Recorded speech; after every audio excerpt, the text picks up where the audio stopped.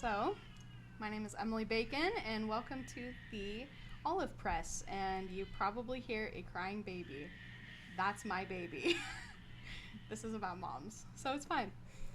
So, anyway, she's probably okay, right? She's okay. Okay, great. So, I am with my friend Jessica Flynn. She is going to tell us her story, and it is a very good story, if I do say so myself. Well, let's hope I don't disappoint then. No, I don't think you will.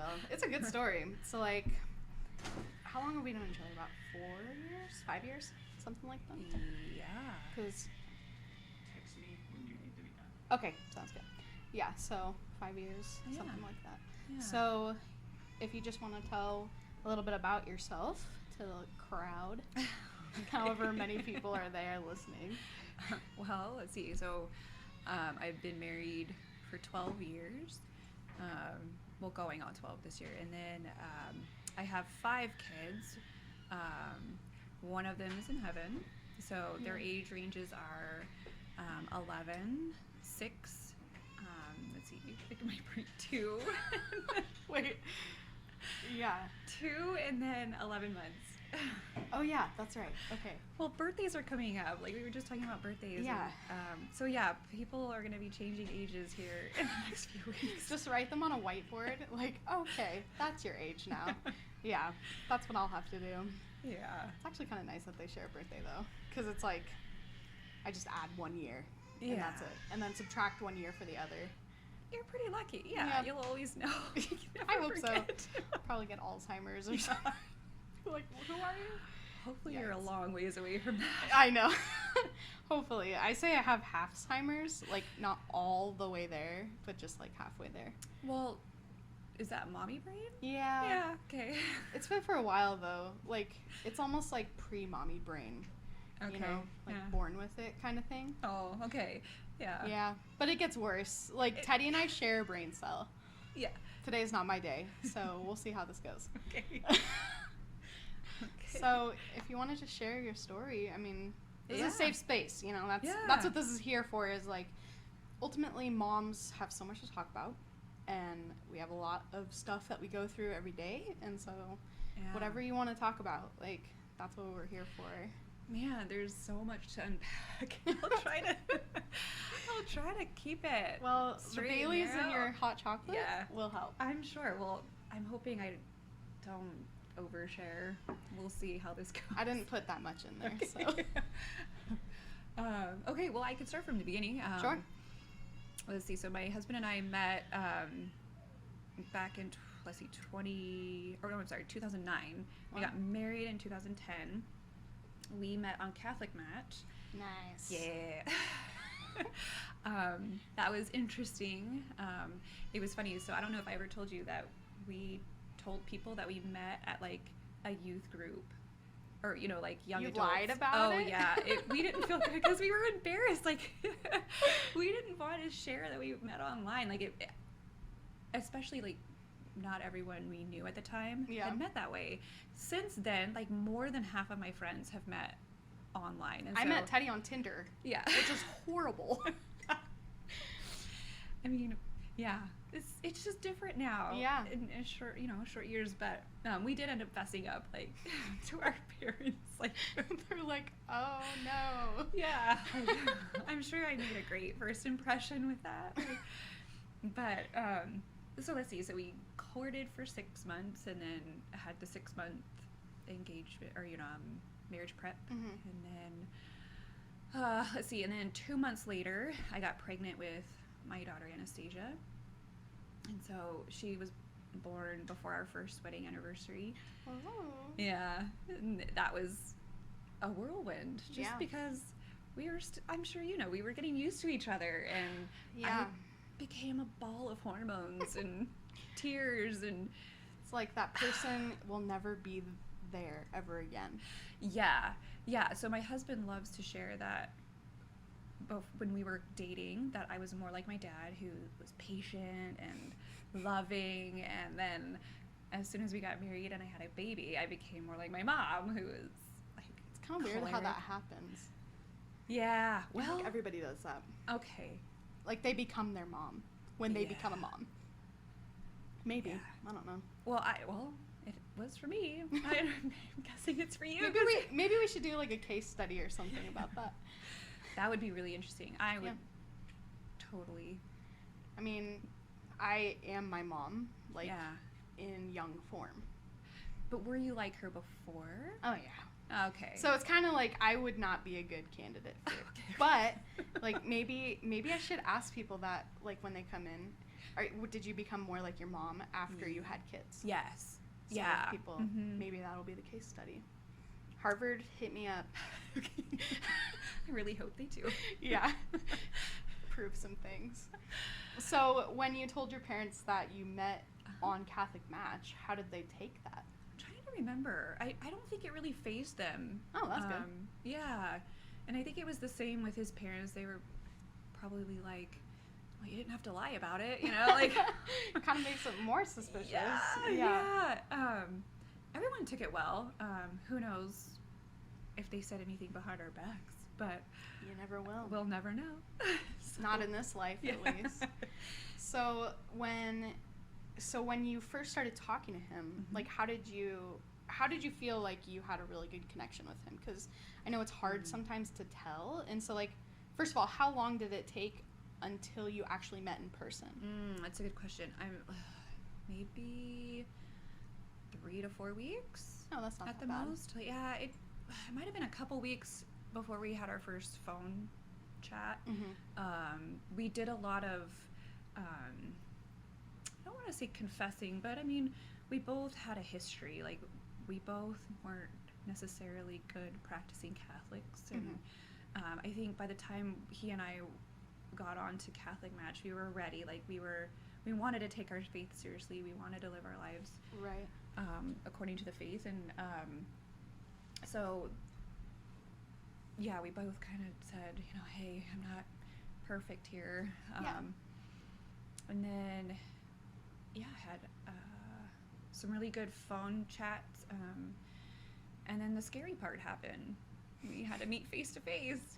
So how was that? Like, what was your first impression of him?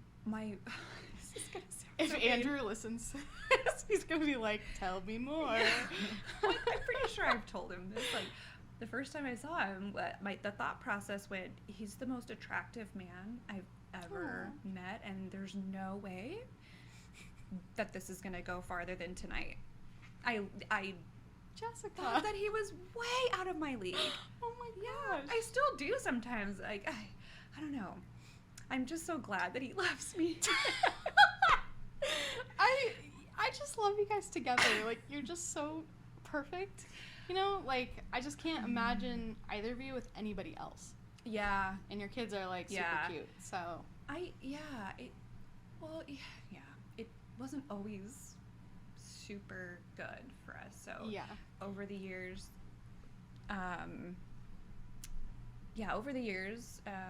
we had some miscarriages in there that I think really affected me psychologically. I think it threw off hormones, and sadly, it damaged like 3 solid years for us. And then it took me a long time, actually just recently, to figure out, hey, there's things that you can take to help What are mentally. they? So let's see. The big one is the stress complex, and you can go online and look it up, and numerous people say how much it affects their mood. It improves it. So Wow. I started taking that on top of, it's called Vitex fruit. So it's supposed to help balance your monthly cycles. Okay. And then primrose oil. And I'm not 100% sure with the primrose oil. I think the benefit of it is to help bind the supplements so that you absorb them better. Okay. That's my thought. And then vitamin D. Vitamin D is always helpful anyway. Especially for us up here. In the winter. Yeah. It's kind of ironic that, like, seasonal affective disorder, it's SADS. It's very fitting. Yeah. So, yeah, vitamin D is, like, a very big thing up here. So I'm Yeah. not surprised. That's awesome that you Vital. found, like, natural things to help, though. Yeah. Well, I mean, all in God's time, right? So, Yeah. so it's been interesting what he and I have been through, what I've put that poor man through, and then to feel like what you're seeing is very new, like within the last year or so of us just getting closer and then Yeah. really reconnecting. And we did the biggest reconnecting. Like I told him, I think I fell in love with him again Aw. when he had a total knee replacement surgery. So he had to take time off work. He had a total knee replacement? Yeah. What? Yeah. At such a young age? Yeah, so his What story in the heck? his story with that is he got injured his senior year in high school wrestling. It was a wrestling injury. Oh. And he had had 4 surgeries before that, and then that never cured it, like, so that he always had a hard time walking on his leg or just standing for long periods. Like he couldn't snowboard anymore, which he did as a kid, and Wow. he couldn't run, and then if he walked too much, I mean, he would be in so much pain for like 2 weeks. Yeah. Wow. Yeah, so he found a surgeon locally who Yeah. he wasn't excited about Andrew's age. I mean, he just turned 40, and this surgeon doesn't typically Work on people like that. doesn't do total knee replacements on someone his age. Right, right. But he said, you know, you have young kids. I want you to be able to go out and Enjoy it. Yep, play with your kids. And so that just happened back in October, and he Of 2022? yes. Oh my gosh. Oh wait, yeah, that's right. I remember you telling me about that. Wow, wow, wow. That's crazy. Yeah, Yeah. because like when I was doing orthopedics, all of the patients that would have total knees, like they were in their 80s and 90s. Yeah. Like even 70-year-olds, they're like, nah, we probably shouldn't do it right now. Like they do injections to Yeah. help that, but Mhm. that's crazy. 40. Yeah. Jeez. Yeah, yeah. So let's see. So he was on total bed rest. Well, I mean, not total, but he was on mostly bed rest for 2 weeks. Yeah. And then, he made a huge life-changing decision and decided to quit his job and start his own business. Well, but buy his own business. Like take up. Yes. Okay. Yeah. So he did all of this in a very short amount of time. So. Oh my gosh. Yeah. So he's been home. He's been home a lot, and we both kind of thought that was going to go very badly, and it was the complete opposite. I mean, we got to know each other. We had Again, such yeah. good quality time, and Yeah.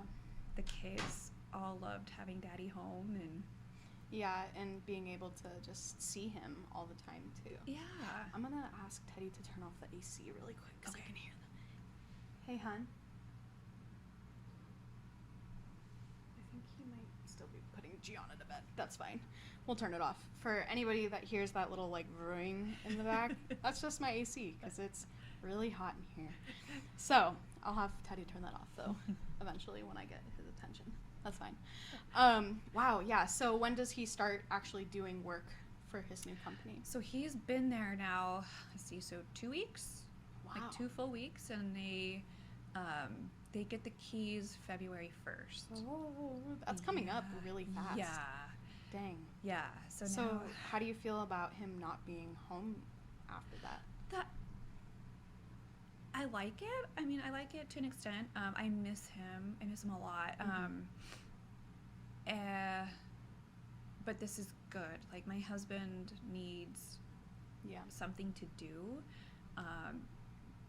You know, we kind of joked around, oh, you know, if you get this business up and going and really thriving, you could just retire, which he could theoretically, but I just know that I don't know that he could really be fully happy if he just wasn't Yeah. involved. I think he Doing needs, something. yeah. Yeah. So I don't know what that looks like. I mean, if they're able to get themselves to that point, That'd be awesome. it would be awesome. Yeah. Who knows from there? Right. knows? I guess it's all in God's hands. Mhm. Yeah. Wow. So I don't know if you're comfortable sharing your kids' names on Yeah. here. It's okay if you don't. Oh, okay, That's totally sure, fine. sure. But, like, kind of tell me more about, like, your family and, like, your experience and everything. And, like, Okay, yeah. So my oldest daughter is Anastasia. Let's see, I had her when I was 23. I love that kid. She's so Okay. great. She is. I'm sure I've told you, and I tell everyone, she is my personal perfect child. And I think that we all might have one of those kids in our families. I'm hoping it's Gianna. It's too early to tell. Yeah. It's not her. It is. Well, okay, so here, let me tell you about Anastasia. So I feel like she was a lot like Gianna. Like, once she hit 2, and I'm realizing there's a pattern here. When they hit 2, I spend most of my time wanting to just not choke them or, like, trying to stop myself from... Super excited for that. Yeah. Yay. They're so unbelievably irritating to me. I currently have a 2-year-old, and it's different. He's a boy, but my girls, I'm just like, please just go away. Like, maybe like Mother Mary did, and then come back to me when you're Go over work in this the temple phase. Yes. and then come back when you're the mother of God. How about that? How about when you have some reasoning? Like, There you go. I think that's my challenge as a mom. Yeah. My biggest challenge is just waiting until there's reason and I can reason with them. Right. Until then, it's just daily battles. And so add that on top of not being okay mentally. I think I suffered through postpartum depression that was never dealt with. So my daughter had a raging, angry mom.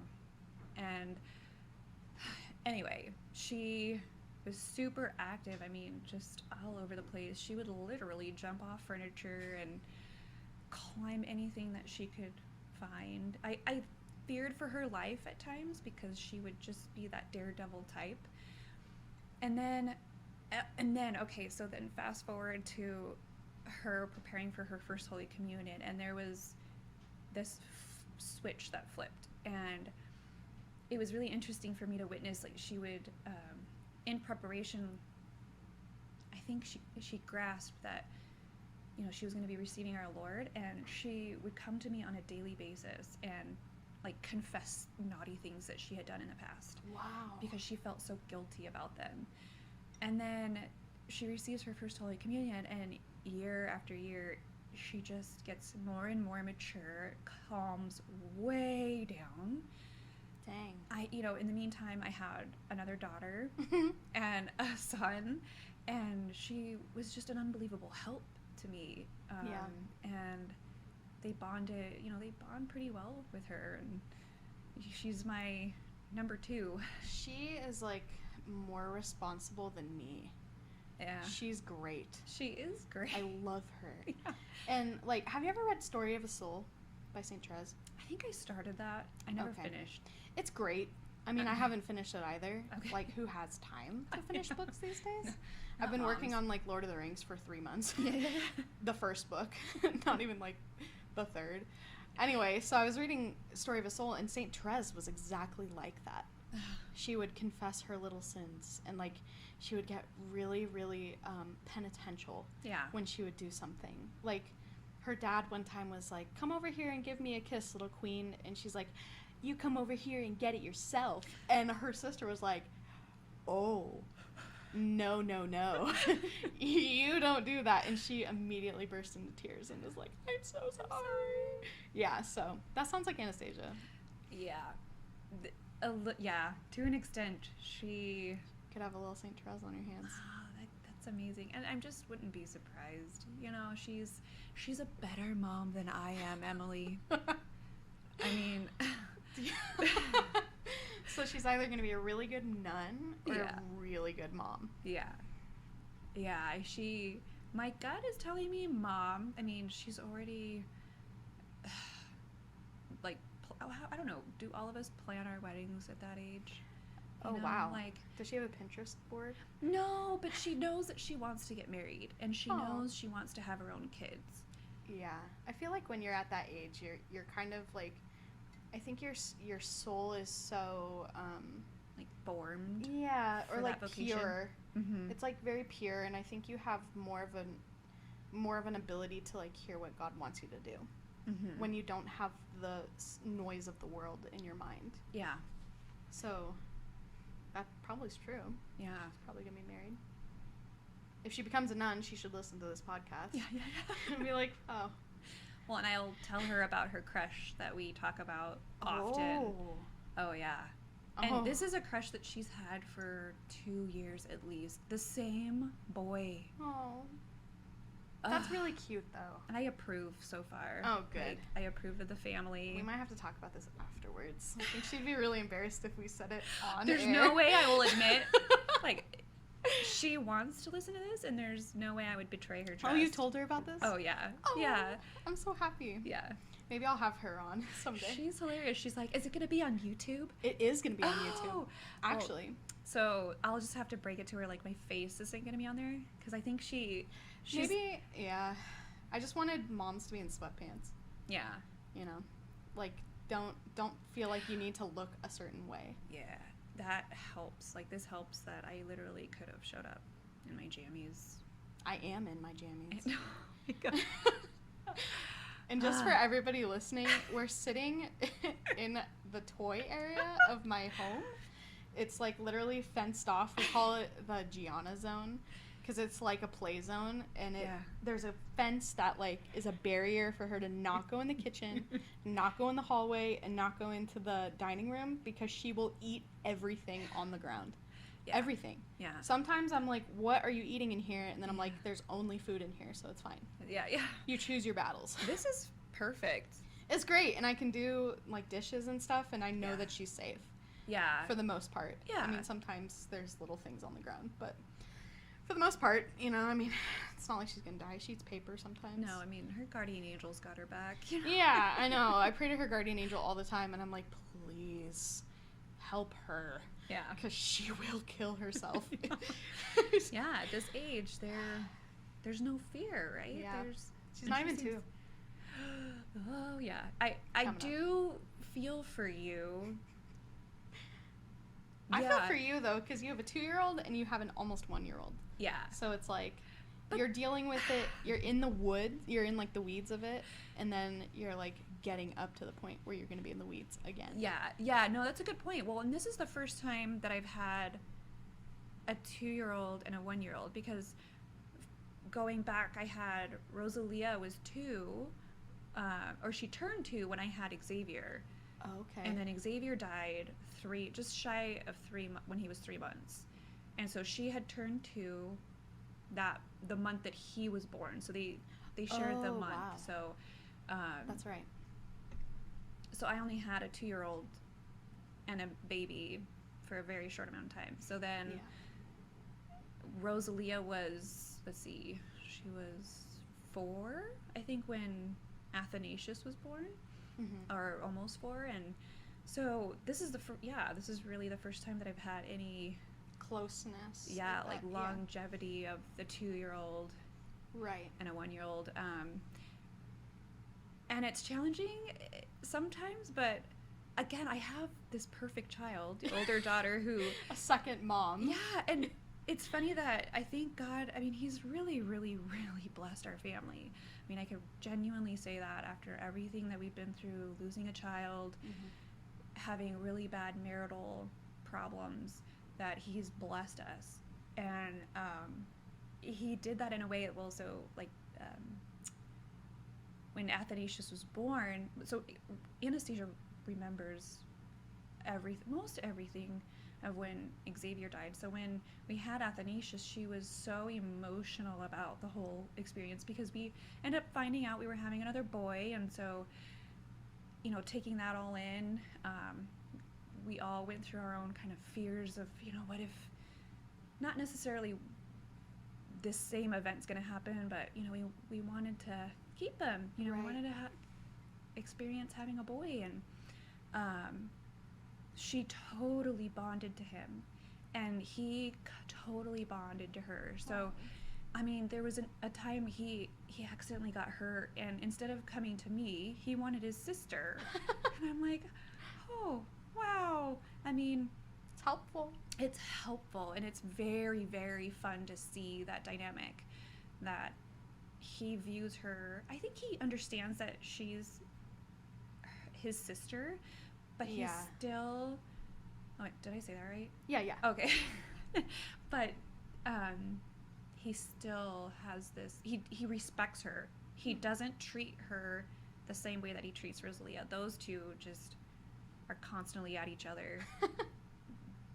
One of them will, Athanasius and Rosalia. yeah, like I feel like one of them will take a steak knife to the other.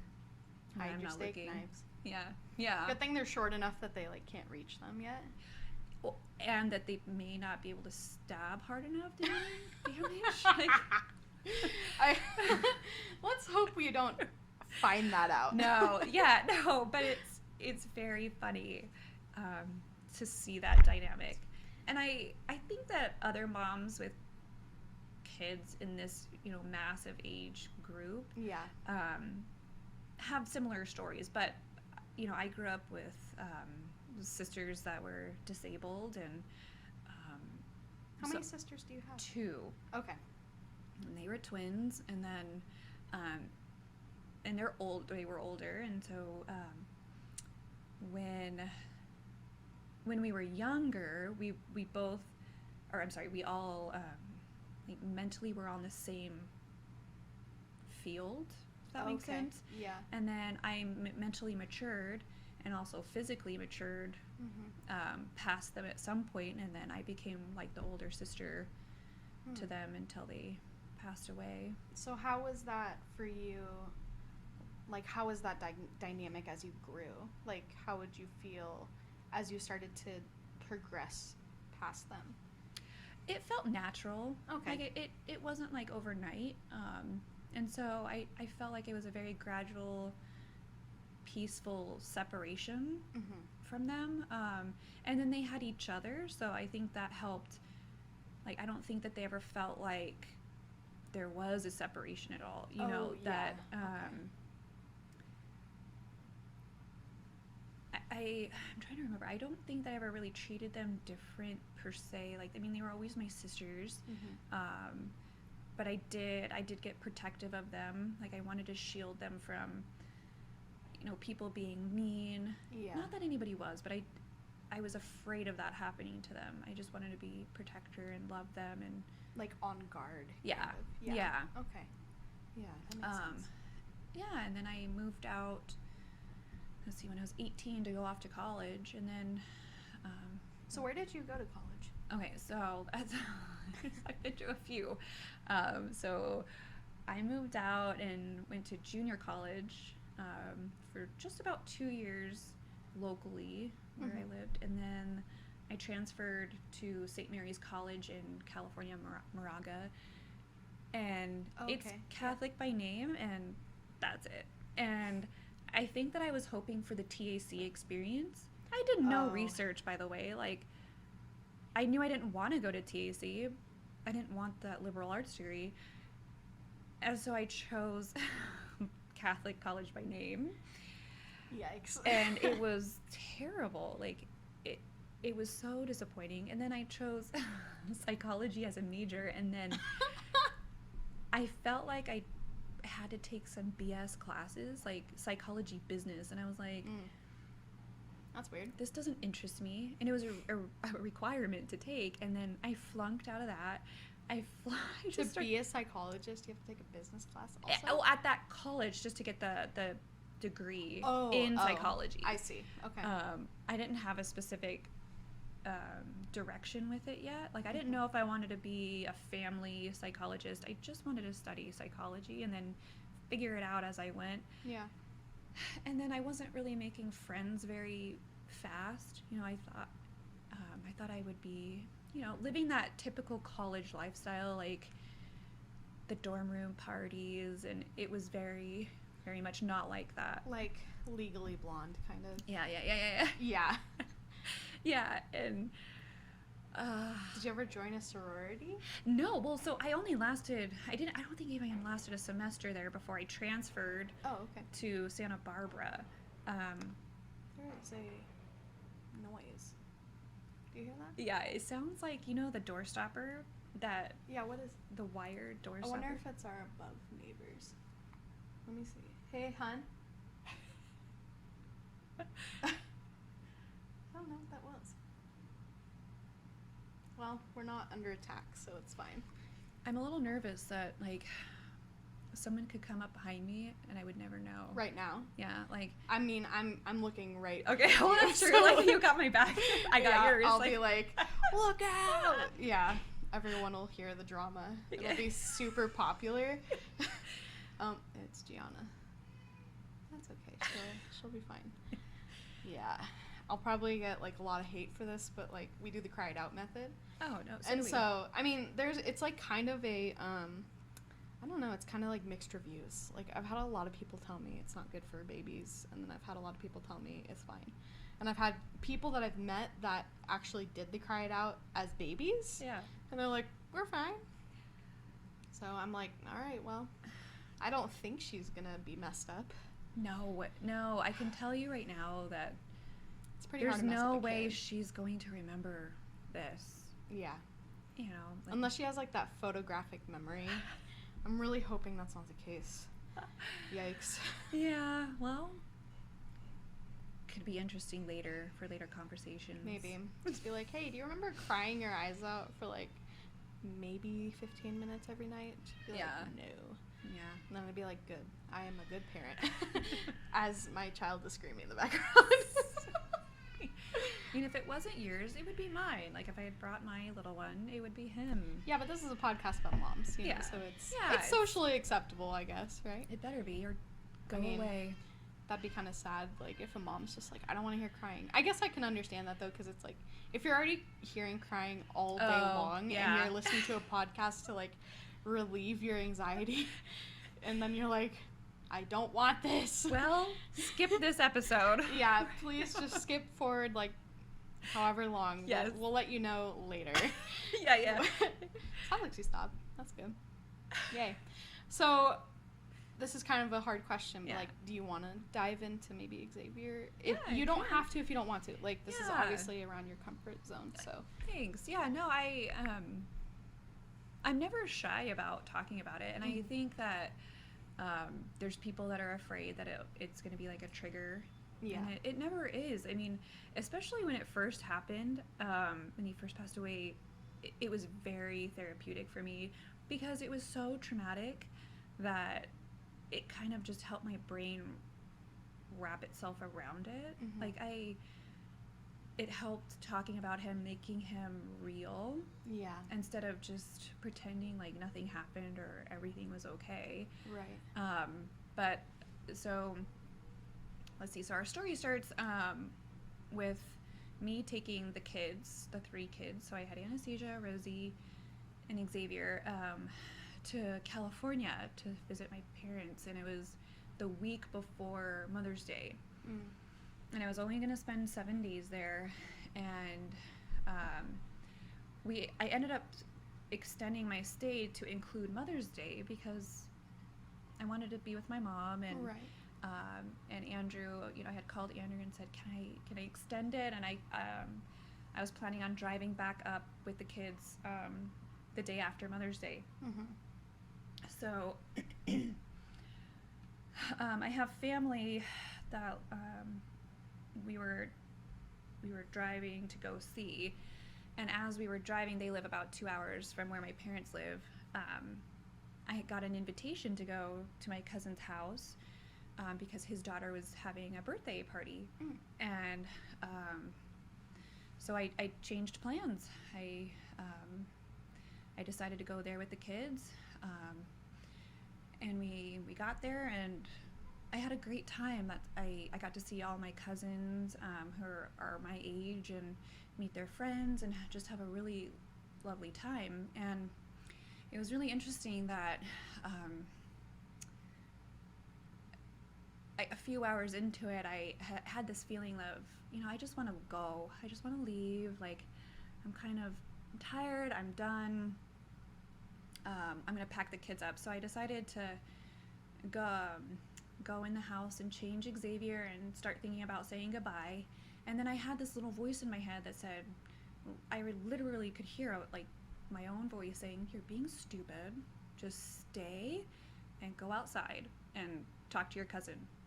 And so I was like, okay, I'm just gonna go do that. So I scooped him up, and I was standing outside and chit-chatting with my cousin, and I distinctly remember hearing a tree branch crack, and then it felt like instantaneously being struck by a tree branch.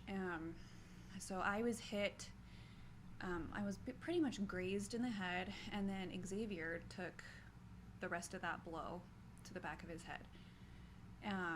I ended up dropping him in the process because the strike was so violent.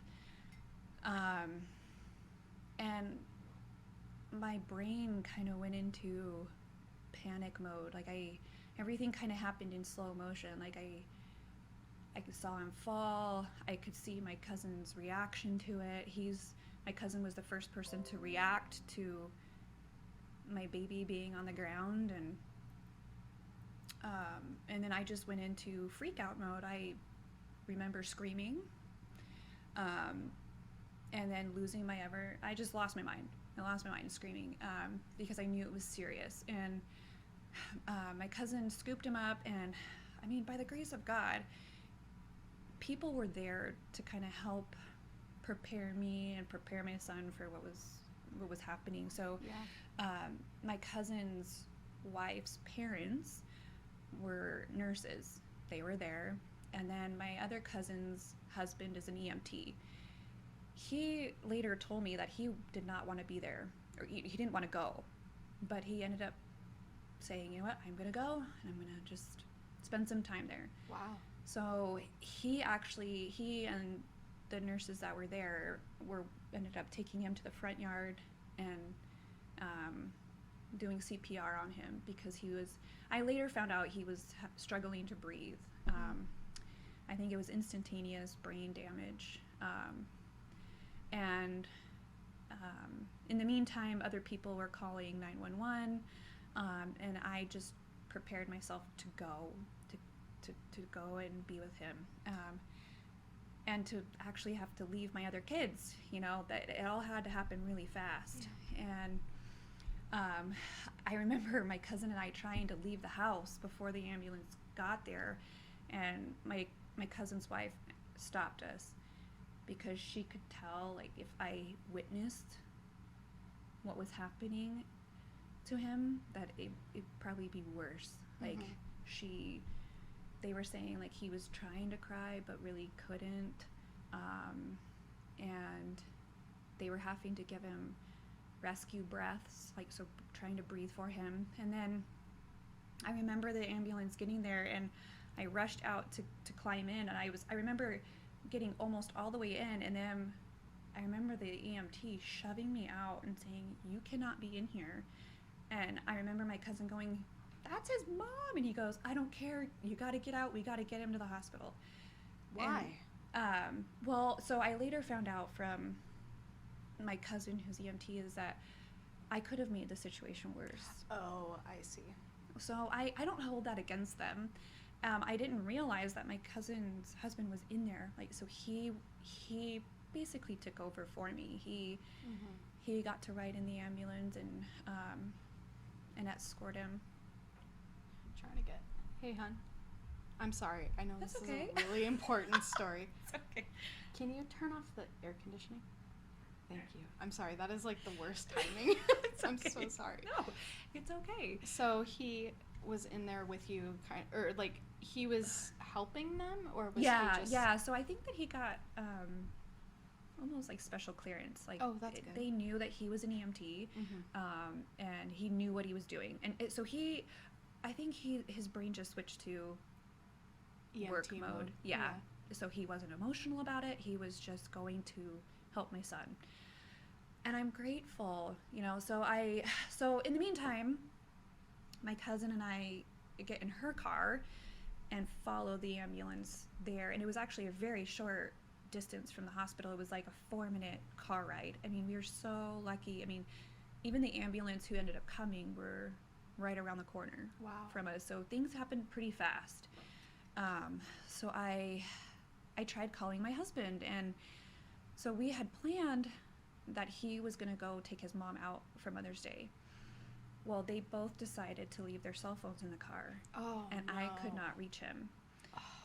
So I ended up calling his sister, who lives in the same city as his parents, and I told her in a panicked mode that Xavier was hit by a tree branch. I can't get a hold of Andrew. He's with your mom. I need to get a hold of him right away. Yeah. Can you turn off the dishwasher? Sorry. I am so sorry. Okay. This is like, this is learning. I'm glad I'm the first one. Yeah, me too. It'd be really awkward if it wasn't someone I knew and they're just like, yeah, what are you doing? Interrupting me. Yeah. No. Oh my gosh. It's like the worst time to interrupt you too, because it's such an important time. Okay, so continue your story. I'm so sorry. No, it's okay. No. So Can you just get me my phone so I can text you next time? That's so a good I idea. don't interrupt Jessica anymore. It's near the toaster. We are in my house. Yeah. So it's like, just the way it goes. Yeah. Maybe if this goes big, I'll get a studio. Yeah. But for now, it'll be in my house. Yeah. Because I'm poor. Yeah. So we shall see. I like it this way.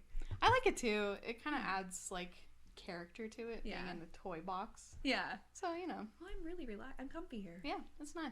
I don't have to feel like I'm like on TV. Yeah. Stiff. Yeah. And chill. Yeah. We're friends. Yeah.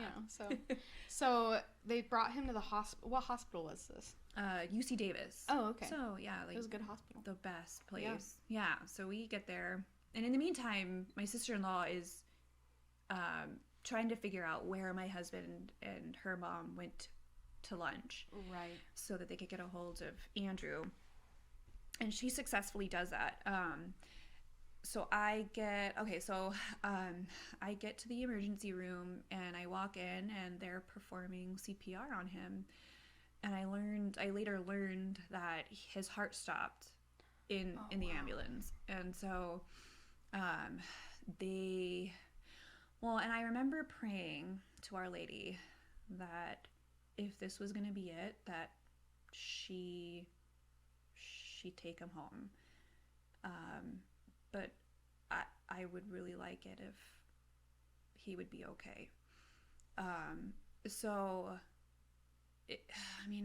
My memory, even after, like right after it happened, like just my concept of time is off. So for me, thinking back and even thinking about it weeks and months after, like it felt like a few minutes, and they had his heart going.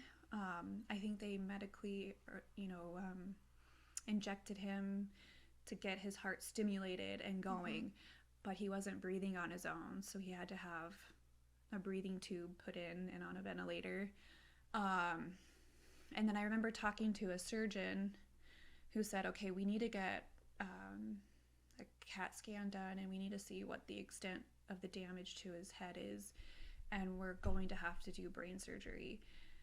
But he said the swelling has to come down, and we got to get these images so I know where to go, and that he doesn't just bleed out as soon as I get him on the table. So in my mind, I'm being presented a solution. Like, he's going to be okay. That's all I could think of was, as soon as the swelling goes down, just give it time.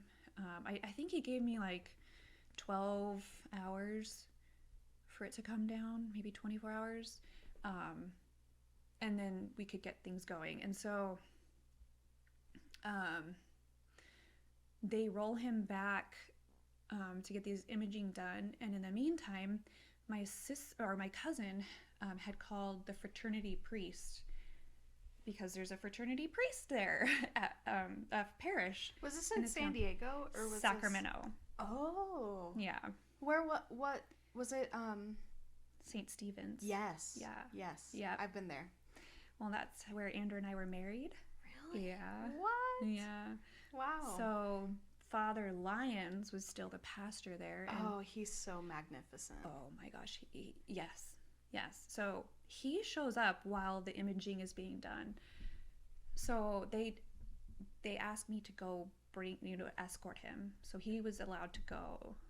Father Lyons. Yeah, he was allowed to come back, but no one else in my family was able to. Both my parents and sisters showed up because they got the phone call that something terrible has happened. You need to come to the hospital. And then they sat with my cousin who drove me there.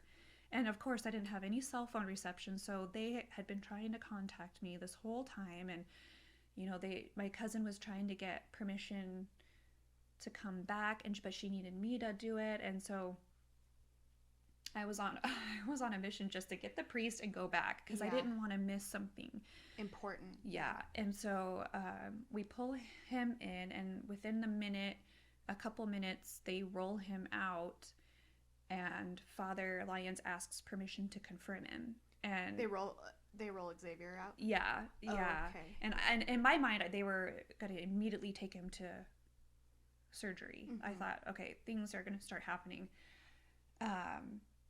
And they allowed it. They asked, well, how long is this going to take? And he was like, literally 60 seconds. Yeah. He was like, this is going to be quick. So they allowed it. I mean, thanks be to God. They confirmed him, or he confirmed him. And then they rolled him back into the emergency room and basically prepped him to go to the intensive care unit for babies. I can't remember. The NICU?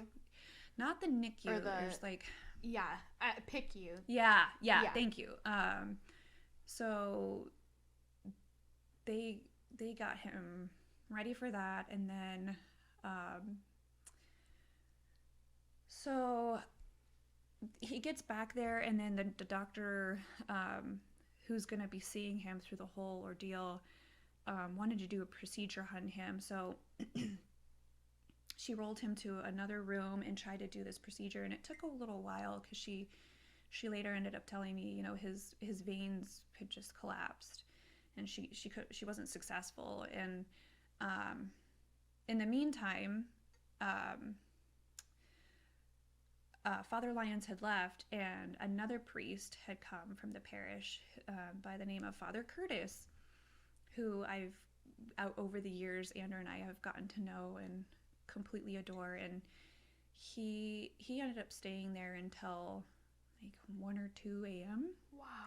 Wow. And so he was there, and he was allowed to come back with me and just kind of be support. So he comes back with me. My cousin is allowed. So they allow a certain number of people in with wristbands. So those people got, like, my cousin got wristband. Father, I think, did. Anyway, I don't remember how many hours it was. So Andrew ended up being able to get a hold of me, and I basically just said, I need you here. That's all I could get out to him was, I need you here. Yeah. He had no idea how bad it was, other than it was pretty bad. And it wasn't, so let's see. So he was able to get a direct flight So he was able to get a flight from his parents' town to Seattle, and then a direct flight from Seattle to Sacramento. So where was he? Was he here, or where was No, so he was in Washington. Oh, so Tri-Cities, okay. Washington. Oh, and so man. they have a tiny airport, and yeah, he was able to right away get on a flight to Seattle. Like, I mean, this is all some of the things that are really miraculous for our story. And once he hit Seattle, he called my aunt, who ended up telling him they're waiting, they're keeping him alive so you can say goodbye. So I got dealt that news maybe an hour before he did. So they pulled me into the room, the doctor did, and my cousin was there, my cousin's husband, who was the EMT, and Father Curtis, and she held nothing back. She looked at me and said, I don't know if you know this, but your son's not going to make it. Wow. And I just couldn't fathom it. I couldn't fathom that this was it. Yeah. And so I had to kind of, I quickly processed that because I had to function. I wanted to get up. I wanted to be with my son while I could. I didn't want to miss any moments with him.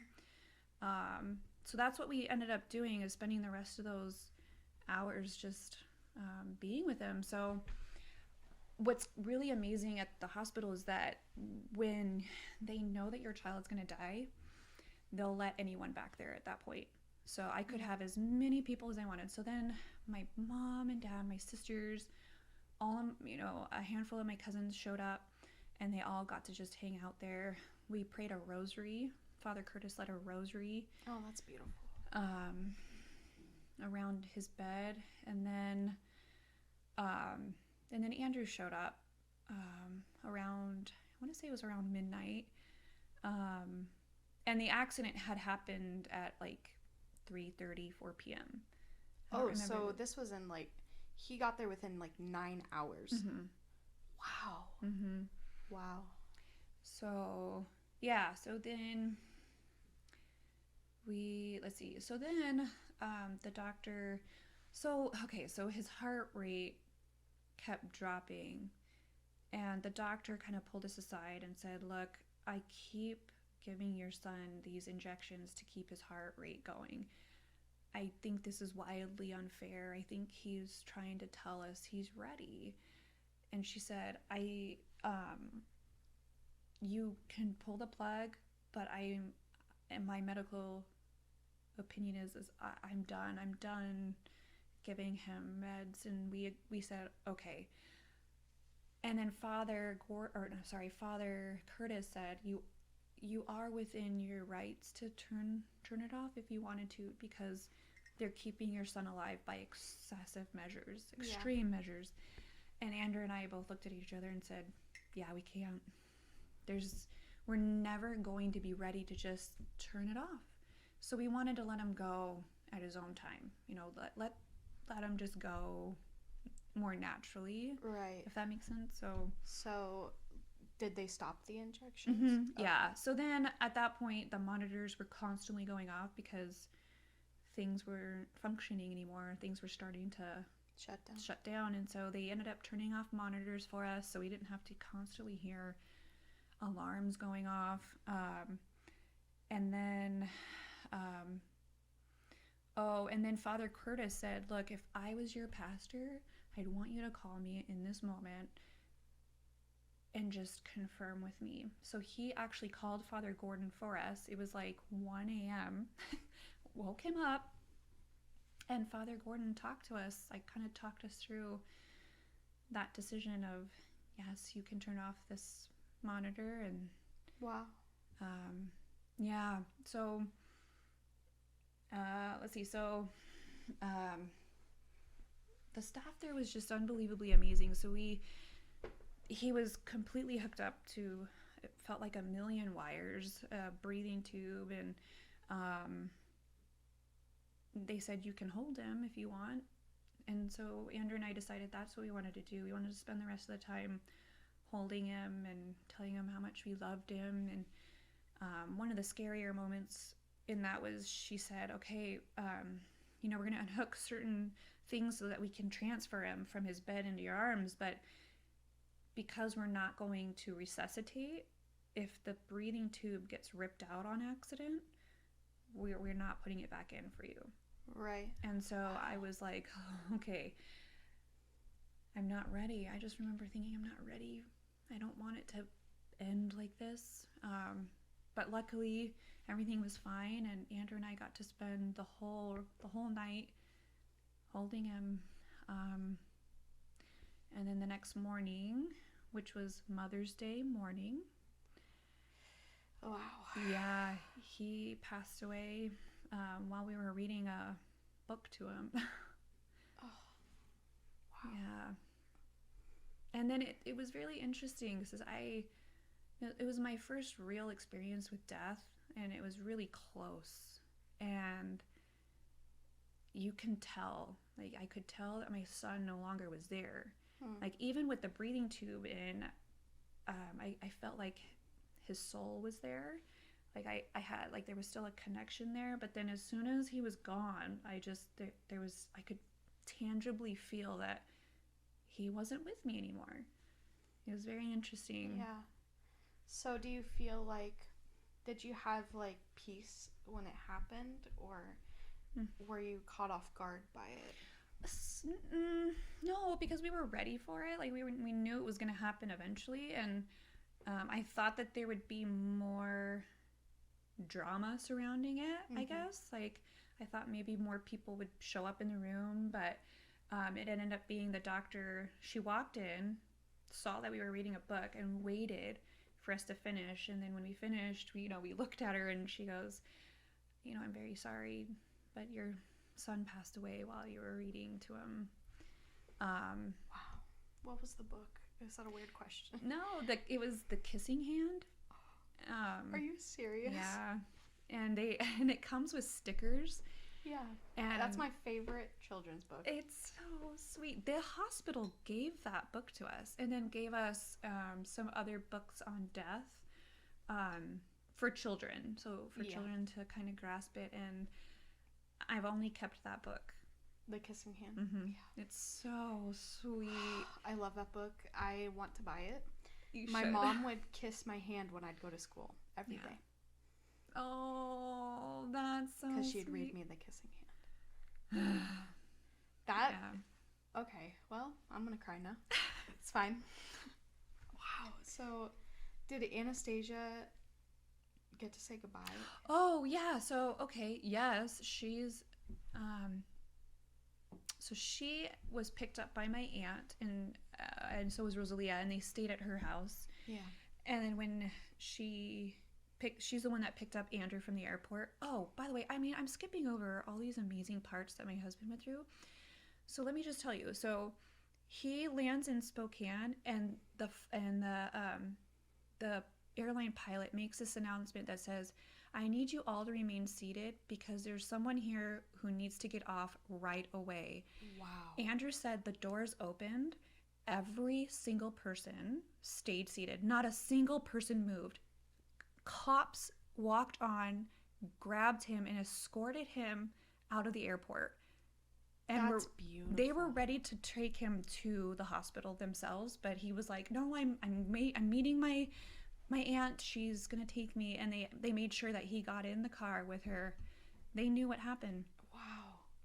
And so Anastasia was with her, and so she got to come into the hospital, and she had her own goodbye. So she has memories of the hospital. And how does she feel? Like, how did she react to seeing him? I mean, because that's so like she was what, like 6. She was 6 at the time. Wow.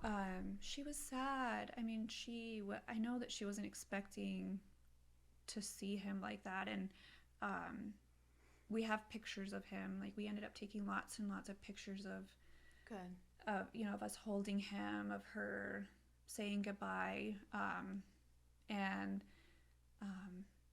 he wasn't all bloody. He had a very swollen head, but other than that, he looked perfect in every other way. And so it wasn't super traumatic in that aspect where, she was seeing some gore. Right. Yeah. But she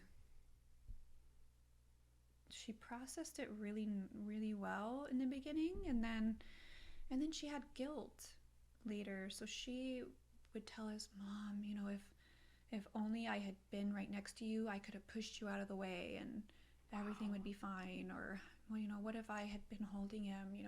She kind of tried to reason that if she could have saved him. That's really deep for I know. a 6-year-old, a 7-year-old. Oh my gosh. I know. Wow. That's wow. Yeah.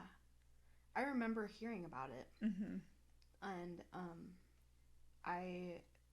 my roommates, the Egans, Mhm. they had told me that it had happened, and we prayed for you guys. And Oh, it all mattered. It all. yeah, but Melanie just wept because I mean she made him those little overalls. Oh you know, my and, like, gosh, that's right. and it just was like we were all just crying.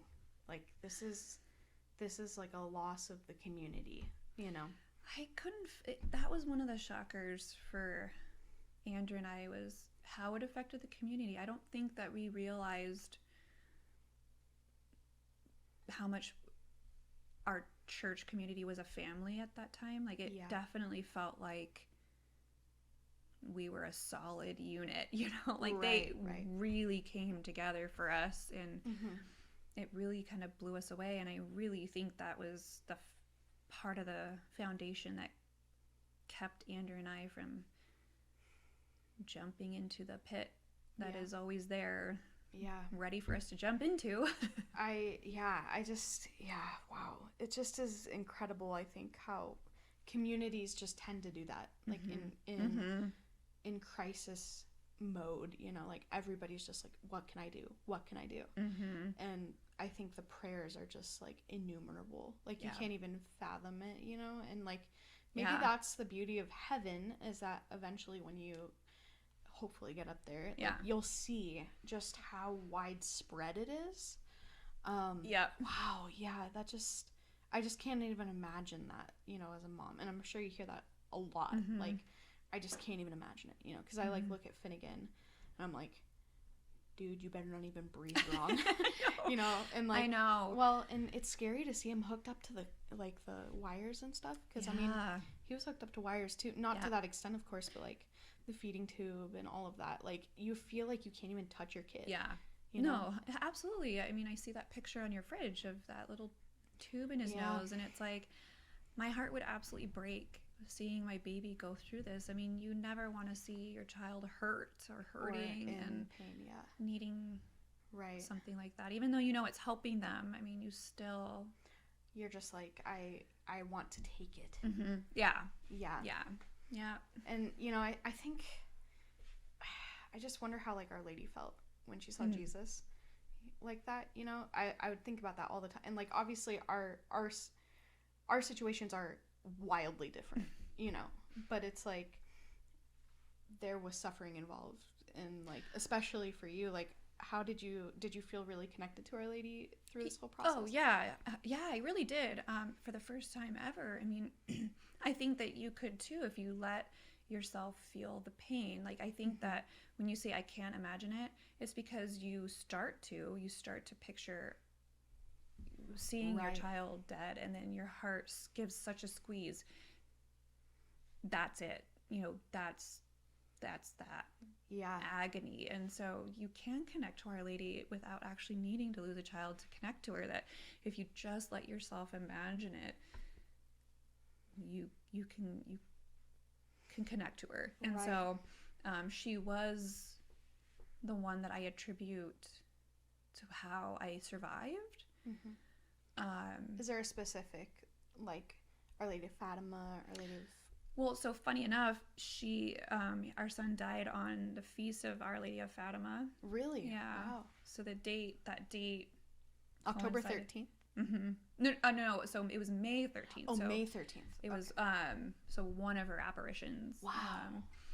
And it wasn't a particular name of Our Lady. Just it was, I connected to her, all of her.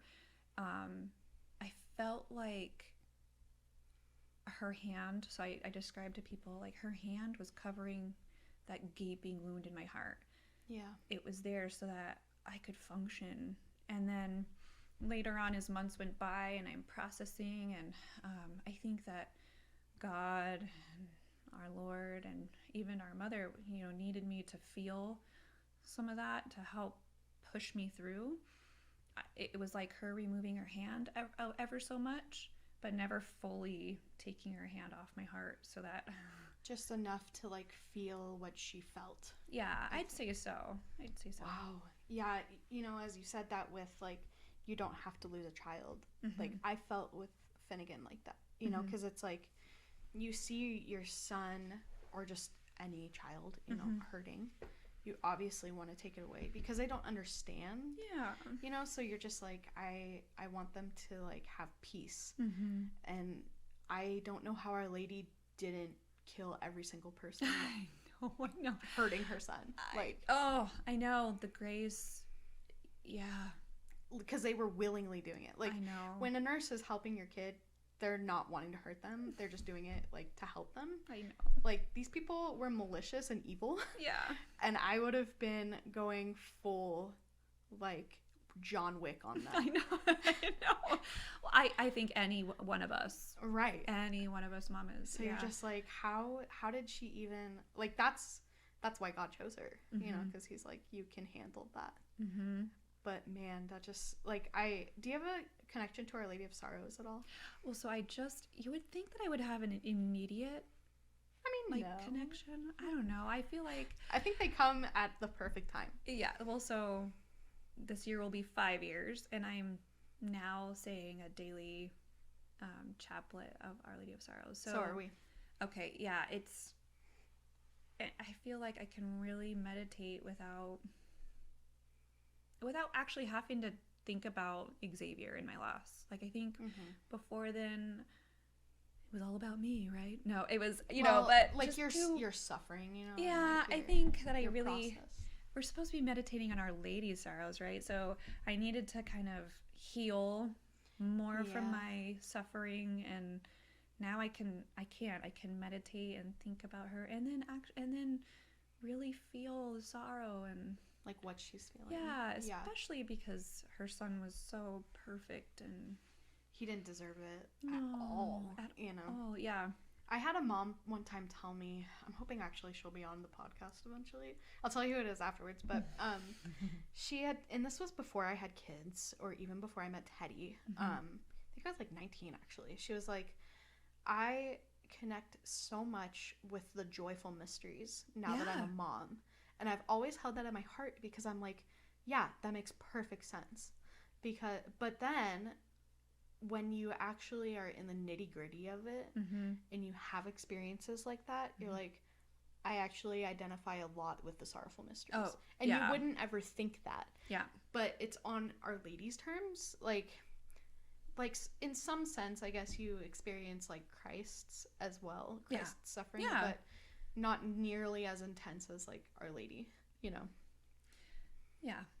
And so, I don't know, it's just interesting how God uses that suffering to like help us, like the olive press, you know? Yeah. But that was like very intense pressing for you. Yeah, well, and it was interesting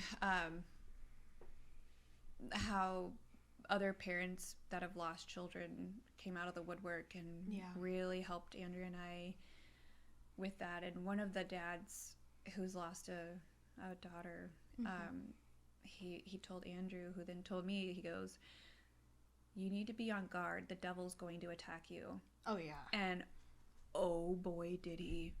Oh boy. I bet.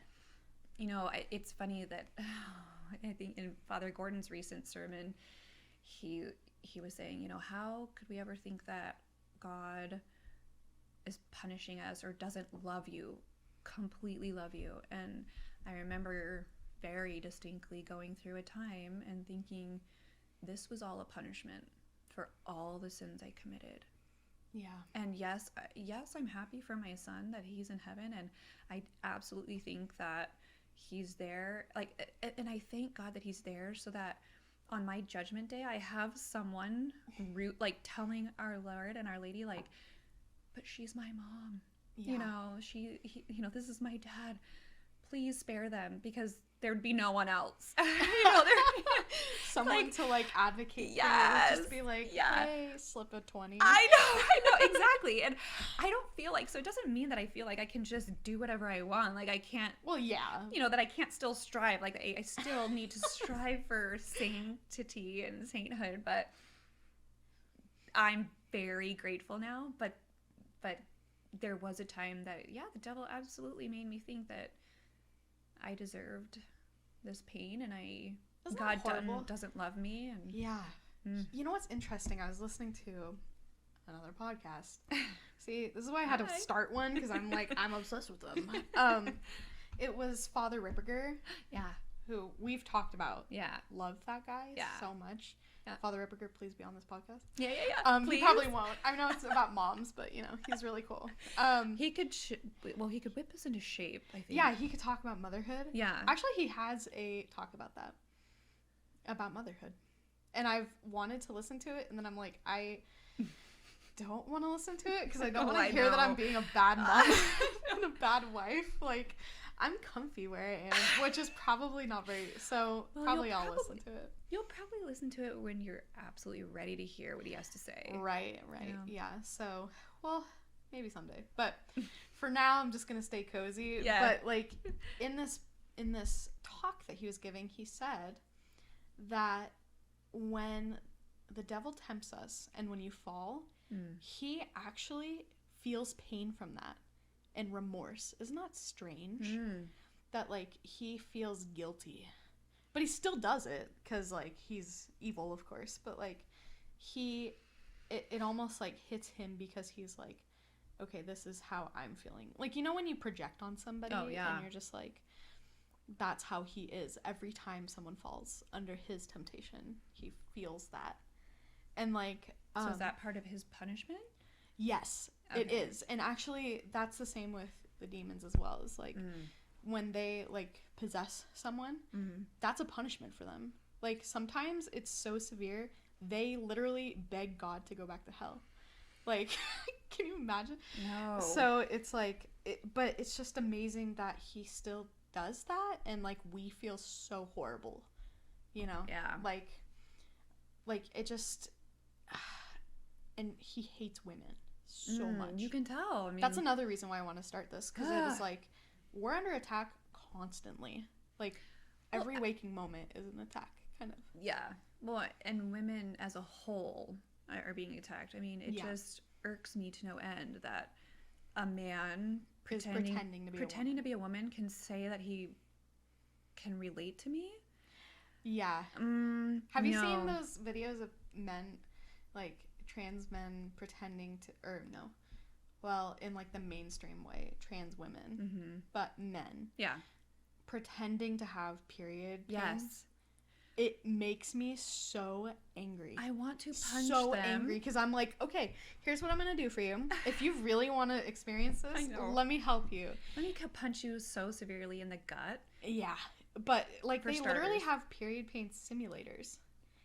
And Is that what they're doing? They're using? No, they're not. They're pretending. They're just pretending anyway. For clout. But I want to set them up on the simulator and be like, this is how it actually feels. Like, there are some women that they mistook. They thought that they were just having period cramps, and it turned out to be appendicitis. Their appendix was going to burst. My word. See, and they were just going to walk it off. You Yeah. know? No, that's what we do. We're just like, oh, sorry. That's Okay. Like, that's what we do. We're just like, let's function.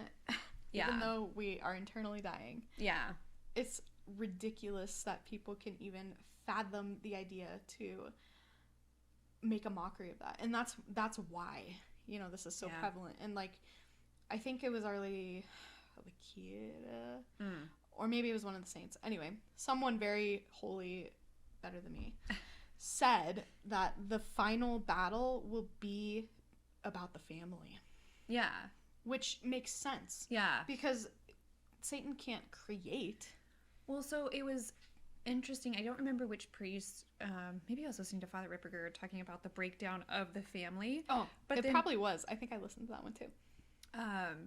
But it makes sense. So then, okay, so then you break the family apart, and then what? Then what does Satan have left? He has the men. So what do we see happening with men in society right now? Like feminizing. Yeah, totally feminizing. And then what's happening to the women?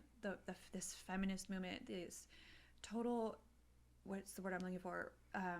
Flipping of, like a reversal. Yeah, of roles, like where women want men's roles and men thinking that they're women, and so yeah, then you have to go to you have to separate the sexes and then break them apart. Right. It's amazing. It's just, I could talk for hours about this. Yeah. Because I've listened to so many podcasts and videos about this. Like, and I'm sure I'll get canceled down the line, which is fine because that means I'm Bring doing it something on. right. Yeah. But it's like, it's offensive as a wife and as a mother Yeah. that is happening, that the breakdown of the family is happening because it's possible to keep your family together. Like, and I guess I'm not saying like every situation is perfect, but I think once you take God out of the equation in any capacity, like it's going to crumble. So I have a question for you. So then, in the secular world, like, so Right.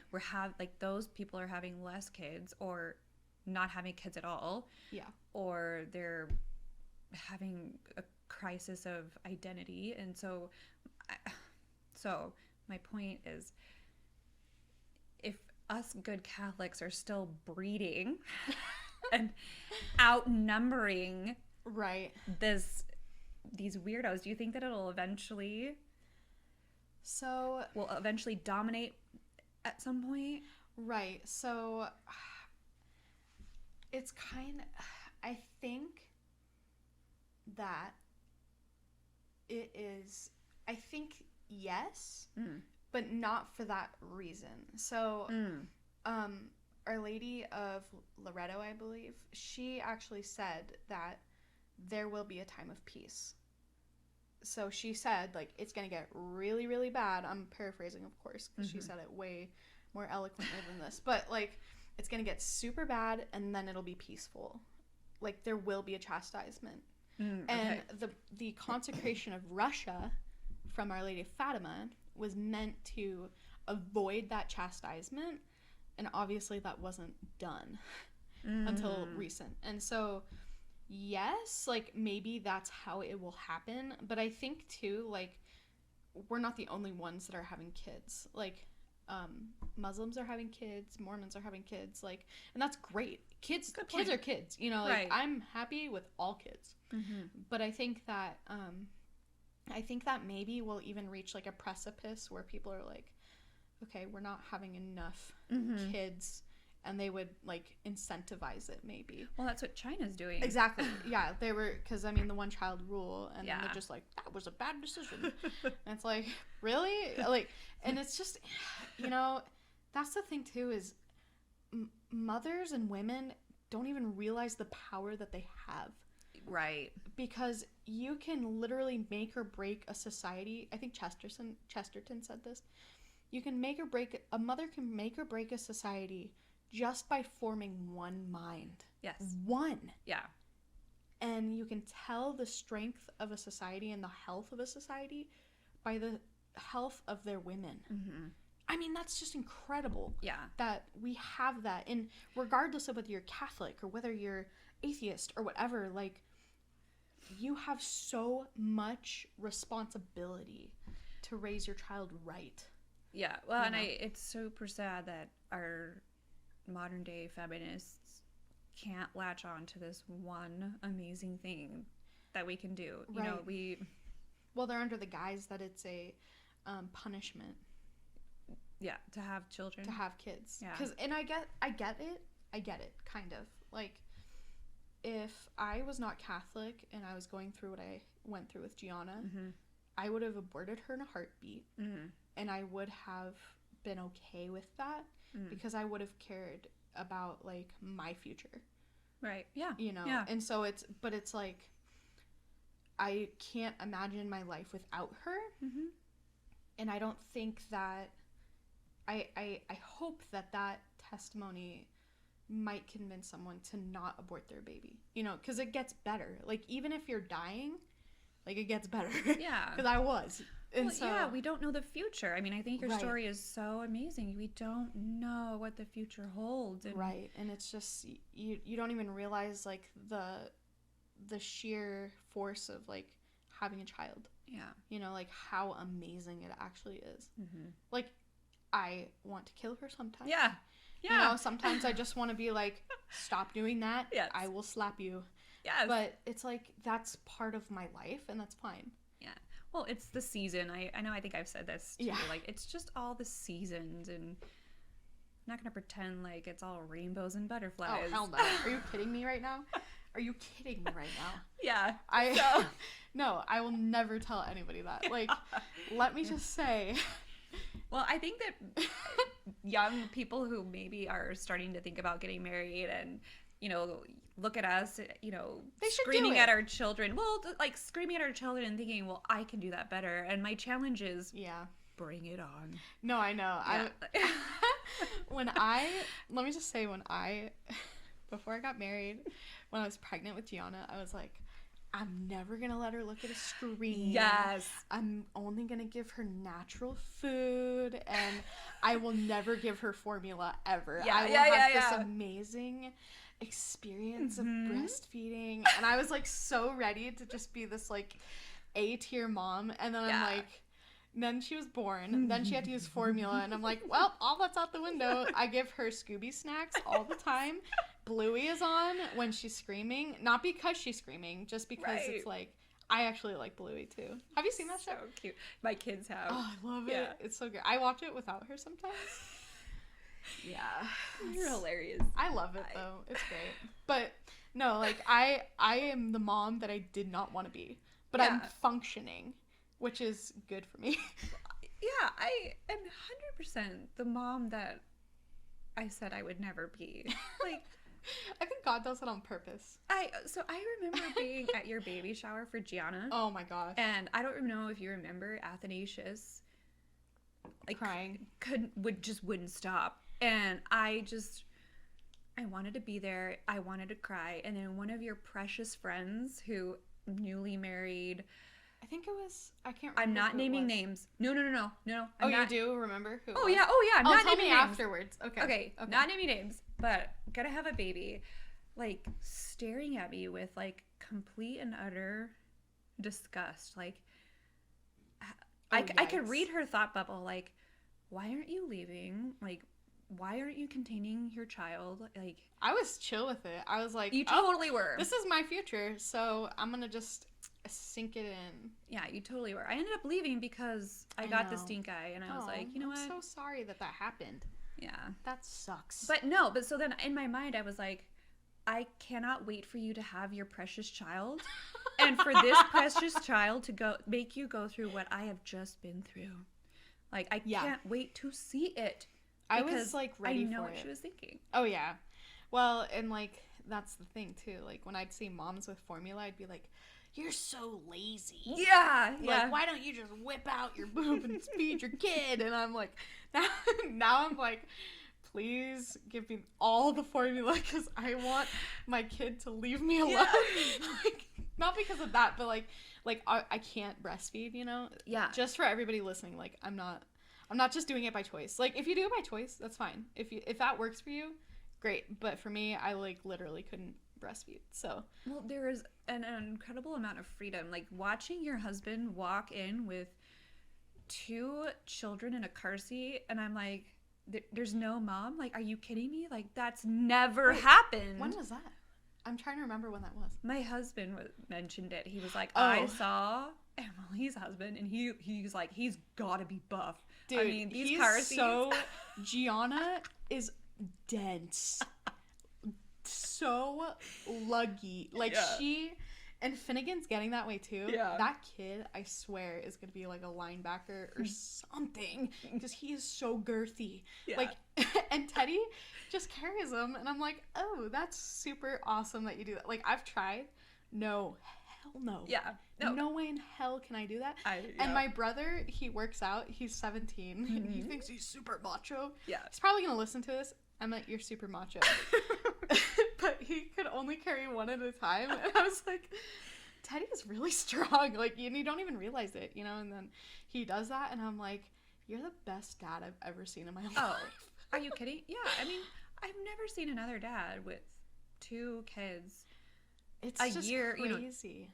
2 and under? Or she's not 2 yet. She's going to be 2 in July. And Finnegan will be 1. 1 and under. It's still hard for my brain to wrap my head around. Like, I know. 1 and under. It's been a busy couple of years. Okay. So, but yeah, he is showing up so many dads right now in our community. Like, I'm just so say. proud of him. Yeah, you should Well, be. and I prayed for him for 10 years. Did you know that? Did I tell you that? Like, I prayed every single day for my future husband. And I also wrote a journal to him. And I've read it before. It's so cringy. Yeah, I'm sure. It's so great, though. Like, yeah. yeah, it's funny looking back, you know. Oh, yeah. But I just, I see some of these new moms, and I'm like, you are awesome. Yeah. Like, and I try to, like, and I'm not trying to, like, be prideful about this, but I go out of my way to tell moms in the store if their kid is making an absolute scene. Yeah. Like, to say, you're doing a good job. Yeah. You know, like, that is so meaningful, I think. Yeah. Like, when moms do that, like, if you're told, if someone came up to me and was like, you're doing a good job, like, as my kid is being a literal hellion, Yes. I'd cry in their arms. Yeah. Yeah. And I feel like everybody is like that. Yeah. It would be nice. I don't know if you read the meme that I posted. It was like someone just said, your kids are an angel, and the response was, so was the devil. So is Lucifer. I love that so much because Gianna was exactly like that. She was like super perfect when she was first born, and now she is in a screaming phase. Yeah. And I'm like, shut up. Yeah. Finnegan is learning too. Like, I can even see it on his eyes. Like, he watches Gianna. Oh, yeah. He's so hilarious because he watches her. He's sitting in his little seat and he just observes. And I'm like, you're learning the playbook, and I'm literally watching you learn how to be naughty. Yeah. In real time. So if you see me and I'm like ready to shave my hair off, like Britney Spears style, yeah, we won't be surprised. please, well, don't be surprised, but also please give me like alcohol or something to manage, because I will be like, yeah.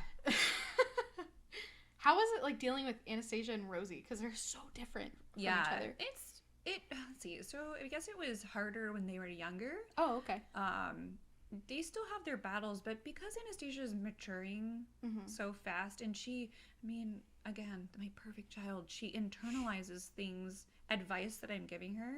That's amazing that she does that. Yeah, and here's the thing, like, I'm not even following my own advice. So I'm like, if you would just speak to your sister calmly, things would go well. And then 2 minutes later, I'm screaming my ever-loving guts out at one of the kids, and I'm like, oh, wow, okay.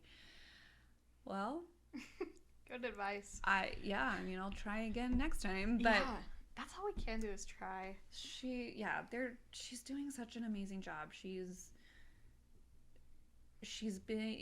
a lot more patient. And so it's going to be interesting because she's going to be hitting the teen years here in a couple years. And I already, like, not that she's bad, but she's already giving me sass. Oh. And it's in a way, well, so she delivers sass with humor. And so if you know me, that's you. That's like my love language. Oh, yeah. And same. so I think she gets away with a lot by doing that, because I do think she's trying to be funny, but then there's things that she says and I'm like, yes, that was funny, but you better watch your back, girl, because I will cut you. And so Anastasia's listening to this right now, and she's going to be like, the threats, they're there. Oh, she knows. Well, oh my gosh. So it was funny. We took a vacation with my sister-in-law, and when I'm in public. Was this when you went to Maui? Yes. Okay. So I keep my composure, but at home, all bets are off. Like, Psycho Jessica is present at any given moment. Okay, my family knows this. My wonderful husband knows this, and my sister-in-law was like, she goes, "You're just such a great mom. You never yell at them." And I immediately looked at Anastasia, and she just went and looked at me, and we both went. She yells, like, don't even think that she has it together. Yeah. Anastasia's amazing. She was just like, I could just imagine the face too. Yeah. Oh my gosh. That is so I think she even laughed too. She was like, no, honey. Like, oh, you're so cute. Yeah. Yeah. We'll just let you think that. Oh Yeah. my gosh, that's so amazing. Yeah. Oh my gosh, that is so funny. Yeah, it's just amazing to like. I like that we're friends because you're seeing like how your life used to be in me, and you're just like, thank God I'm out of that. Kind of. Sort of. Yeah. Like with Ignatius, you're gonna have to deal with that too, and like. Well, and I think too, just as I get older, I'm starting to chill out. Like, I'm definitely not the mom that I was even when Rosie was born. Yeah. I'm in a better place all around, but then it doesn't mean that the struggles aren't there. Like, Right. They'll always be there. Yeah, I mean, the baby's fussy and teething, and it's, I want to scream when all he's doing is screaming at me, and I'm like, nothing is stopping it. I can't help you. Mm-hmm. Nothing is stopping this, and so, but I'm glad that I'm here to say, like, there is another side, like, and I just can't wait for you to get over this hump, because that's what I'm told is like eventually it's gonna get to a point where it's just fun. Like, not that it's gonna be like all rainbows and butterflies, but it's gonna be because they'll understand. Yeah. And that's the nice thing about them being so close. Like, at first, I'm not trying to make this about me, by the way, so like interject. I don't feel like you are. Okay, good. Like when I first found out I was pregnant with Finnegan, I was like so intimidated by that. Not just with like the health issues, but like, how in the hell am I gonna deal with 2 under 2? How am I gonna do that? And like, actually, it was gonna be a little more than 2 because Gianna was supposed to be. Well, oh no, it was 2 under 2. She was gonna be 14 months when he was due. Because he was due in September. Oh, that's right. But because he was born so early, that's why they share a birthday. So, anyway.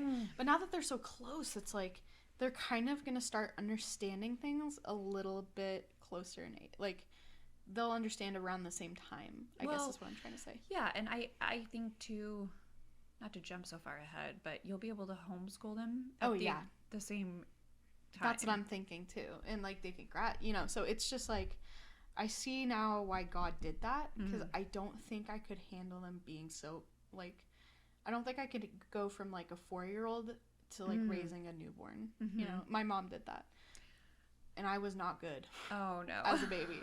So, like, going from me to my sister was just like, you were just potty trained. Like, and now I'm dealing with diapers again. So I'm like, we're going to get out of diaper duty at the same time. Like, it's essentially like having twins. Yeah. Which is nice. Yeah. And so I'm hoping they won't kill each other.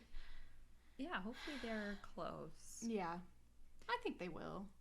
We'll just have to see. Like, I think they'll be close. I think that they will also, like, loathe each other enormously. I'm sure it'd be different if they were the same gender. Oh, yeah. I think so, too. Like, I think girls are so hard. Like, my sister and I, woof. Yeah. Oh my gosh. We're just now friends. Well, and I think there's something to that too. Like, once you both hit adulthood, like that's what I kind of picture with my girls is they're kind of frenemies right now. But I think once they're adults and they're out in the world together, that then they'll get. Yeah. They need to mature. I think they need to mature, and then they'll become besties. I think. I like seeing big families with like older kids. Yeah. Or like even adult kids, because you're just like, okay, so this mom had 13 kids, or this mom had, 10 kids or whatever, and now they're all friends.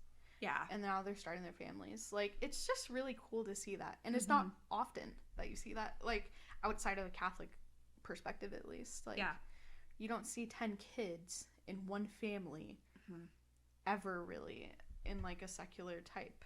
So it's kind of, it's a really big honor to be able to see that. Yeah. And like, I don't know, are you going to have 10 kids? I don't know. Do you want 10 kids? I'm not opposed. I mean, that kind of seems daunting, and I'm going to eventually lose my number one helper. Right. So, yeah, it's funny. So we, on the outside, we have 2 girls and 2 boys. And so I'll often get, you're so lucky, you must be done. Or are you going to have more? And it's like, I hate it when people ask that. You know, and it's like, okay, well, I'm not at a point. I can't remember who I was just telling this to, but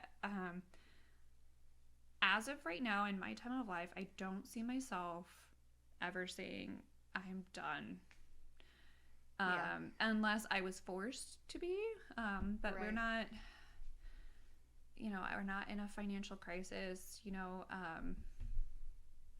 I do think that the older I get, the harder it is to carry babies. Not that that is an excuse to not have them, but I know I'll eventually get baby fever. You know, right now I'm still nursing, and that hasn't hit me yet. Once he starts talking, maybe you'll be like, oh. Yeah. Because I had baby fever between the girls, and then I got pregnant like right after I stopped nursing Rosalia with Xavier, and so yeah, I think and it was the same with the boys. Like as soon as I stopped nursing, I was pregnant. So I'm open. I'm really open to that. And then, you know, the idea of having children into my 40s feels daunting because I'm tired. You know, like, my mom had my sister at 42. Okay. And my brother, I think, at 39. Something like that. But, yeah, no, I get it. I mean, I don't, but I do. Like it's so much different seeing her parent my siblings compared to how she parented me and my sister. Oh, yeah. So, like, I wonder how your parenting would change. Well, I can already feel it changed. I mean, the way... With Ignatius? Yeah, and I'm going to just be honest. He's my favorite. Oh, my God. He's my favorite. Anastasia is going to be listening to this. It's all rosy. No, if you stop giving me sass, Anastasia, you'll slide into that position. Oh my gosh, that's amazing. No, well, just like right now, I'm just so in love with this boy. He is so cute. Oh my gosh, and he's so different than the other kiddos, you know. And like right now we have, I mean, it's so hard for me to balance. Thank God again for my husband, because my 2-year-old checks every single box of boy that you can possibly think of. I know. He was like, he brought a broomstick to me and was like, fight? Yeah. And I'm like, no, I'm a pacifist. That means I don't like war. Yeah. That's not true, but Well, it's so funny. I don't want to play with you. Like, it's just that. Like, well, I didn't want to like crush his dreams, but he had his like little. This was the last time I went over to your house. He had this like lightsaber. yeah. And then he handed me the broomstick. Yeah. And I'm like, this is creative. Yeah. But like, boys will make a weapon out of anything. Anything. He's easy in that the house is his toy. Yeah. You know, like, I don't have to buy him toys. He'll figure something out. Right. Like, today, an Amazon box came to the house, and he, like, shoved a bunch of his stuff in it and spent an obscene amount of time just, like, making... laying in it. Stupid boy sounds. Oops, sorry. And I was just staring at him like, this is incredible. Like, That's the peak of parenthood, where it's like, you just let them be on their own. Yeah. And, like, I think that's the most interesting when you watch them, too. Like, when they don't see you watching them, they're such interesting creatures. Yeah. Gianna is weird. Yeah, but yeah. it's like a good weird, like, her face. She was watching Bluey one time. And I wasn't even watching the show. I was watching her face. And it just was like the puffiest, chubbiest little baby face. And she was just so invested in the show. Yeah. And I was just like, I just want to kiss her cheeks all the time. She's so cute. I can't wait for you. Or has she done it yet? When she's watching TV and then she finds something funny, so she'll laugh. And you're like, yes. They're getting it. They're getting the humor. Like, this is great. She laughs and then she looks at me to see if I laugh. Oh, that is my favorite part. I love that. And then, like, she's always had a really good sense of humor. And so she does things deliberately to make you laugh. Oh, yeah. Like, she's going to be a comedian. Yeah. She's so funny because she does this little voice. Like, I won't do it on here because it'll sound really ugly, but it's like, she does this, like, old lady voice where it's, maybe I will do it. It's like that. Yeah. And I'm like, Jeej, do your old lady voice. And she does it. And she knows it. And I laugh so hard. And she keeps doing it until I stop laughing. Yeah. And she's just learned how to do, to, like, blow a kiss. Yeah. She learned how to do that. And she kisses, she has a little Mary doll. She kisses that. And I'm like, oh, that's great. Precious. Yeah. And Finnegan's just going to be like, just get into everything. It's going to be great. Lots of distraction. Yeah. But maybe I'll have to hire Anastasia someday. She'll gladly. Anastasia, you're on my list, lady. Good. She's so great. I love her so is. much. Well, thank you so You're much for being on welcome. here. I was just so happy that you could even do this. Yeah. Like, it's just kind of a cool thing to, like, talk to moms and talk about their experiences. And I'm just really happy that you were open to talking about it, because I know that your story is just so incredible, you know. Like, that whole thing with Xavier. I mean, it's just, like, I hadn't heard a lot of that, actually, when you were talking about it. So yeah, I'm glad to hear it. Yeah, no, Finally. I'm glad you're doing this. I'm Yeah. excited to see who else is It'll be good. coming. Yeah, the coming episodes will be super great. Yay. So, well, anyway, thanks thank for you. coming on. You're welcome. All right.